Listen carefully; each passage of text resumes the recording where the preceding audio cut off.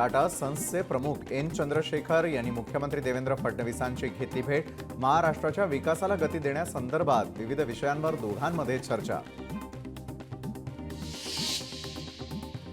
मुख्यमंत्री देवेंद्र फडणवीसांनी साधला डी गुकेश सोबत संवाद। फडणवीसांनी फोनवरून केले बुद्धिबळाच्या विश्वविजेत्याचं अभिनंदन। खासदार शाहू छत्रपती महाराज यांच्याकडून केशवराव भोसले नाट्यगृहाची पाहणी। कामाची गुणवत्ता उत्तम असायला हवी, कोणतीही हयगय नको, अधिकाऱ्यांना सूचना। राजू शेट्टी यांचं अमित शहांना पत्र। उसाला प्रति टन 3700 रुपये भाव मिळावा यासाठी पत्र।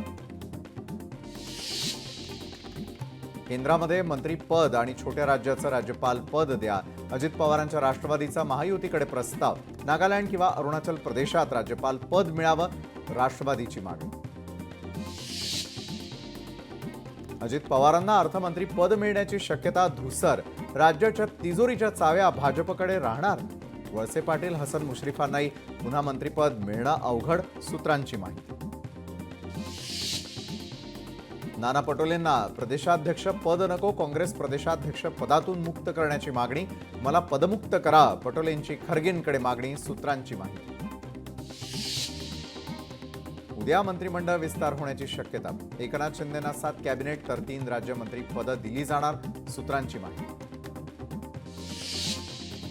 सोलापूरमध्ये बीड इथल्या सरपंच संतोष देशमुख यांच्या हत्येच्या निषेधार्थ मोर्चा।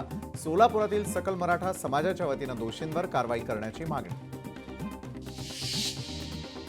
राज्यामधील काँग्रेसमध्ये बदल होण्याची शक्यता। 17 डिसेंबरला नागपुरात काँग्रेसची बैठक। या बैठकीमध्ये महाराष्ट्र आणि मुंबई अध्यक्ष बदलावर होणार चर्चा।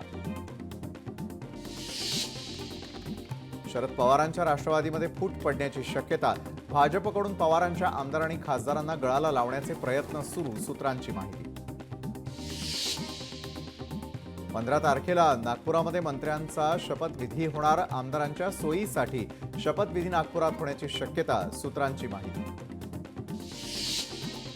अजित पवारांनी घेतली मोदींची भेट। नवी दिल्लीमध्ये घेतली सहपरिवार भेट। भेटीदरम्यान राज्यातील महायुतीच्या ऐतिहासिक विजयाबद्दल एकमेकांना दिल्या शुभेच्छा।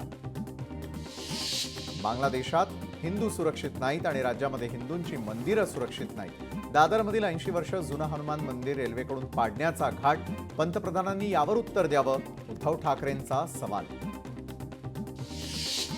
उद्धव ठाकरेंनी पंतप्रधान नरेंद्र मोदींवर टीका केल्यावर भाजप प्रदेशाध्यक्ष चंद्रशेखर बावनकुळे आक्रमक। काँग्रेसच्या मांडीला मांडी लावून बसले ते उद्धव ठाकरे आज हिंदूंच्या रक्षणाबद्दल बोलतायत, बावनकुळेंचं वक्तव्य।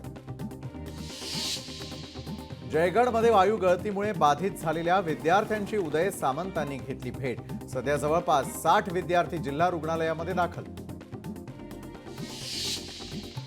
आपण आपलं काम करत राहायचं असतं। मंत्रिमंडळाच्या विस्ताराबाबत मुख्यमंत्री उपमुख्यमंत्री हे त्यांना जे योग्य वाटेल तो निर्णय घेतील, दादा भुसे यांचं वक्तव्य। मुख्यमंत्री देवेंद्र फडणवीसांकडून नव्या टीमच्या बांधणीला सुरुवात। मुख्यमंत्र्यांच्या प्रधान सचिव म्हणून अश्विनी भिडे यांची नियुक्ती। उद्धव ठाकरेंनी आम्हाला हिंदुत्व शिकवू नये।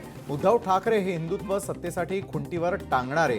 उद्धव ठाकरेंच्या पत्रकार परिषदेनंतर नवनीत राणांचं ट्विट।